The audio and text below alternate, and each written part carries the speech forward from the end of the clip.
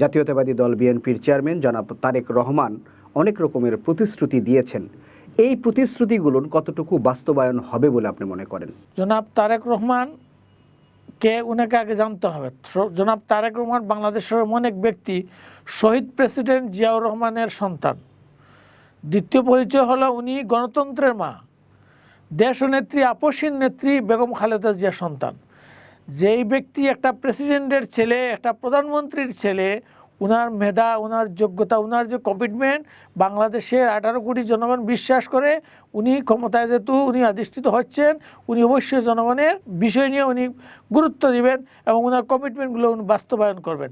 আপনারা বাংলাদেশ স্বাধীনের পরে আজকেই প্রথম কোনো রাজনৈতিক দলের প্রধান যিনি আগামীতে প্রধানমন্ত্রী হতে যাচ্ছেন, 18 কোটি 20 কোটি মানুষের দায়িত্বভার নিতে যাচ্ছেন, তিনি বিরোধী দলের নেতাদের বাসায় গেছেন এবং তাদের সাথে একটা সৌহার্দ্যপূর্ণ বৈঠক করেছেন, তাদের সাথে কুশল বিনিময় করেছেন। বাংলাদেশের ইতিহাসে এটাই প্রথম। তাহলে এটার থেকে বুঝতে হবে যে তারেক রহমান সেই আগের তারেক রহমান নেই। উনি একজন বাংলাদেশের 18 কোটি মানুষ, 20 কোটি মানুষের উনি নেতৃত্ব দিয়েছেন।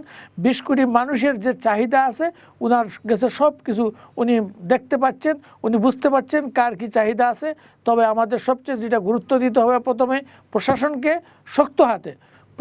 শক্ত হাতে নিয়ন্ত্রণ করতে হবে, অর্থনীতিকে আমাদের চাঙ্গা করতে হবে সবচেয়ে জরুরি যে বিষয়, এবং বাজার সিন্ডিকেট যারা করবে, সিন্ডিকেটের বিরুদ্ধে উনি কঠোর হলেই বাংলাদেশ ইনশাআল্লাহ আমার বিশ্বাস যে উনার যে কমিটমেন্ট উনি বাস্তবায়ন করতে পারবেন। স্বৈরাচার আওয়ামী সরকারের সকল রকমের কার্যক্রম বাংলাদেশে আপাতত বন্ধ রাখা হয়েছে, কিন্তু ভোটের পরপরই আমরা দেখলাম সারা বাংলাদেশের বিভিন্ন জেলায় তারা সরব হয়েছেন, তাদের অফিস খুলে দেওয়া হচ্ছে।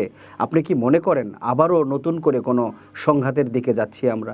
এইটা যারা আওয়ামী লীগের অফিস এই মুহূর্তে খুলে দিচ্ছে এটা অন্যায় করতেছেন।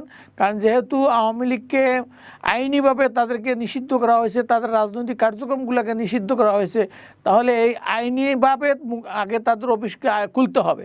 আইনিভাবে যখন আইন সিদ্ধান্ত দিবে যে হ্যাঁ তাদের এখন রাজনৈতিক কার্যক্রম পরিচালনা করতে পারবে, তখনই একমাত্র সম্ভব তাদের অফিসগুলো খুলে দেওয়া। এই মুহূর্তে যারা অতি উৎসাহী হয়ে তাদের অফিসগুলো খুলে দিচ্ছেন, এগুলা অন্যায় করতেছেন, তাদের বিরুদ্ধে আইনানুগ ব্যবস্থা নেওয়া উচিত বলে আমি মনে করি।